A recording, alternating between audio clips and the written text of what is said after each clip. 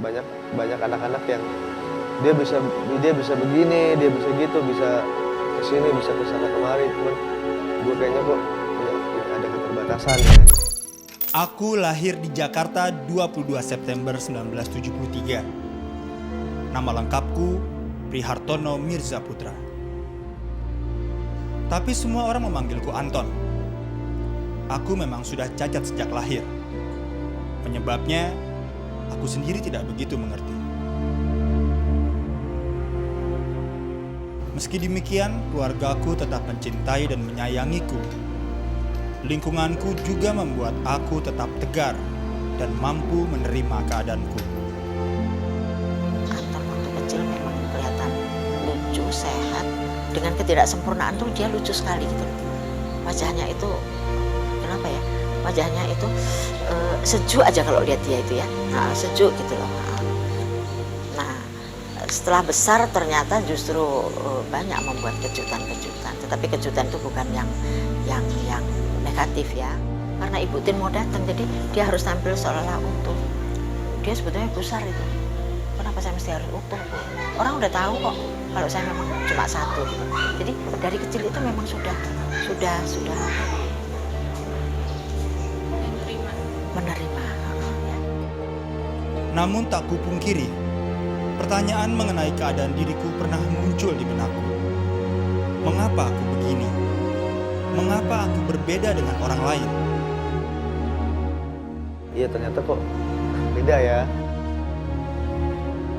Banyak anak-anak yang dia bisa begini, dia bisa gitu, bisa kesini, bisa kesana kemari, cuman gue kayaknya kok punya ada keterbatasan ya. Nah makanya waktu itu nyokap nyekolahin selalu satu kelas dengan kakak, karena dia juga ngebimbing, atau juga ngebimbing gue selama di sekolah. Pertanyaan jelas ada, bukan tidak ada. Tetapi Ibu berusaha memberikan pengertian nomor satu, kita berasal dari yang satu. Jadi Tuhan memberikan sesuatu itu sekehendak hati, mau kita terima suka, mau kita terima tak suka. Syukurlah, semua pertanyaan itu tak lama menggelantung di benakku. Aku tetap bisa menerima keadaanku.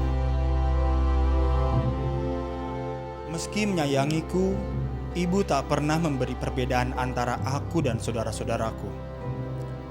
Tak pernah ada perlakuan khusus bagiku, kecuali dalam hal yang aku memang tak mampu karena keterbatasan fisikku. Kalau kakak dan adik menerima sesuatu, dia juga tidak saya kecualikan. Tapi tidak pernah saya lebihkan. Jadi kalau jatahnya memang harus satu-satu, ya satu-satu. Nah, tapi untuk mendapatkan satu itu harus ada sarana pasti. Bagaimana untuk mencapai itu? Misalnya dia untuk pergi ke sana, untuk kalau kakaknya adiknya dia bisa cukup jalan kaki. Jelas kalau dia harus dibantu toh.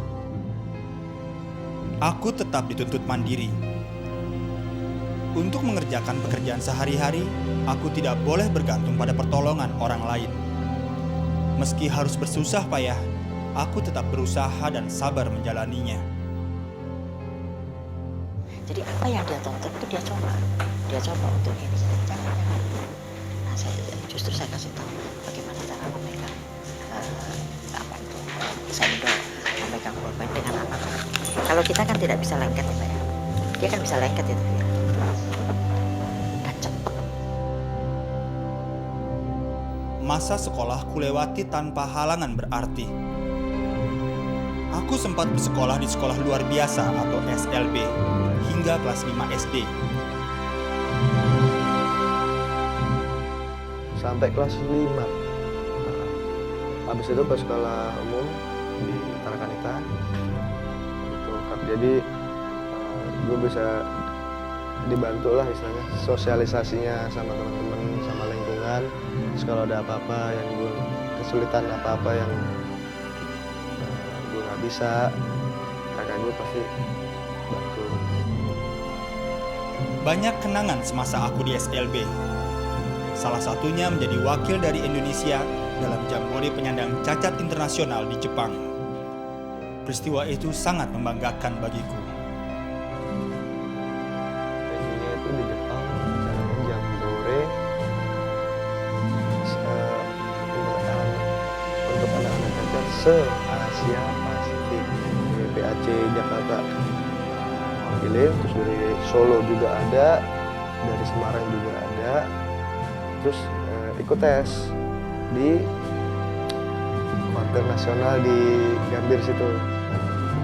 Semua kesulitan dan rintanganku tempuh dengan tabah. Aku tahu, semua pasti ada hikmahnya. Aku tak pernah menyesali apa yang terjadi padaku. Toh meski ku sesali, tetap tak akan merubah sedikit pun kondisiku.